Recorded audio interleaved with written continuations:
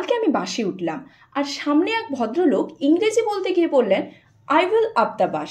সবাই একটু তাকিয়ে রইল। আমি ভেতরে ভেতরে ভাবলাম, এটা আবার কি বললেন। আজ আমরা শিখব ফ্রেজাল ভার্বস, ছোট্ট ছোট্ট কম্বিনেশন, কিন্তু মানে এমন যে মুভির ডায়লগের মতোই মাইন্ড ব্লোয়িং। অনেকে ভাবে এটা রকেট সায়েন্স, অথচ এটা হলো সেই জিনিস যা ভুল করলে ইংরেজি একেবারে মজার কাণ্ডে পরিণত হয়।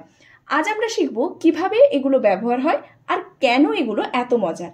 তো প্রথমে আমরা জানবো ফ্রেজাল ভার্ব কি। ফ্রেজাল ভার্ব মানে কি? খুব সিম্পল, একটা সাধারণ ভার্বের সাথে প্রিপোজিশন বা অ্যাডভার্ব যোগ হলে সেটা একেবারে নতুন একটা মানে পেয়ে যায়। যেমন লুক মানে দেখা, এটা একটা ভার্ব, কিন্তু লুক আফটার মানে কারো যত্ন নেওয়া, আর লুক আপ মানে খোঁজা। ভাবো তো, একটুখানি ওয়ার্ড বদল আর মানে 180 ডিগ্রি ঘুরে গেল। তুমি যদি বন্ধুকে বলো আই উইল লুক ইউ, তাহলে সে ভাববে তুমি ওর দিকে তাকিয়ে থাকবে। কিন্তু যদি বলো I will look after you, তাহলেই মনে হবে তুমি তার যত্ন নেবে। সম্পর্ক বাঁচাতে ফ্রেজাল ভার্ব না জানাটা ভয়ঙ্কর।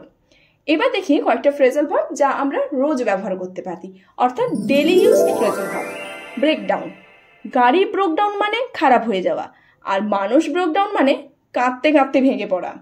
Look after, please look after the baby মানে শিশুর যত্ন নাও। Turn up, he didn't turn up to the party মানে সে আসেইনি। আর ভলিউম টার্ন আপ মানে শব্দ বাড়াও।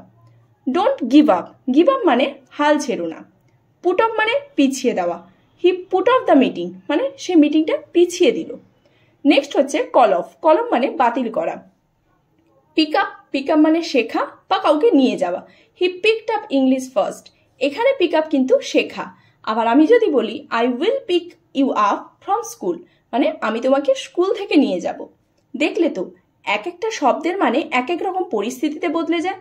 ইংলিশ শিখতে গিয়ে অনেকেই ভাবে গ্রামার মানে বোরিং, কিন্তু ফ্রেজাল ভার্বগুলো আসলে সিনেমার গল্পের মতো সাসপেন্স, টুইস্ট আর ইমোশনে ভরা। তাই আজ থেকে যখনই শুনবে pick up, give up, breakdown, মনে রাখবি এগুলো শুধু শব্দ না, এগুলো আমাদের কথোপকথনকে করে তোলে আরো ন্যাচারাল, আরো পাওয়ারফুল। ধরো তুমি বললে আই স্টপ স্মোকিং, ঠিক আছে, কিন্তু বললে আই গেভ আপ স্মোকিং, এক্সামিনারের চোখ বড় হয়ে যাবে। কিউ? কারণ ফ্রেজাল ভার্ব ব্যবহার করলে তুমি আরো ন্যাচারাল, আরো কনফিডেন্ট শোনাবে। আবার ধরো বন্ধু দেরি করে এলে তুমি বলতে পারো হি অ্যারাইভড লেট, এটা টেক্সট বুক ইংলিশ। কিন্তু যদি বলো হি সোট অফ লেট, তখন তোমার ইংরেজি একেবারে নেটিভের মতো লাগবে। আমরা ছোটবেলায় যেমন বাংলা প্রবাদ শুনে বড় হয়েছি, ইংরেজরা তেমনি ফ্রেজাল ভার্বে ভরসা করে।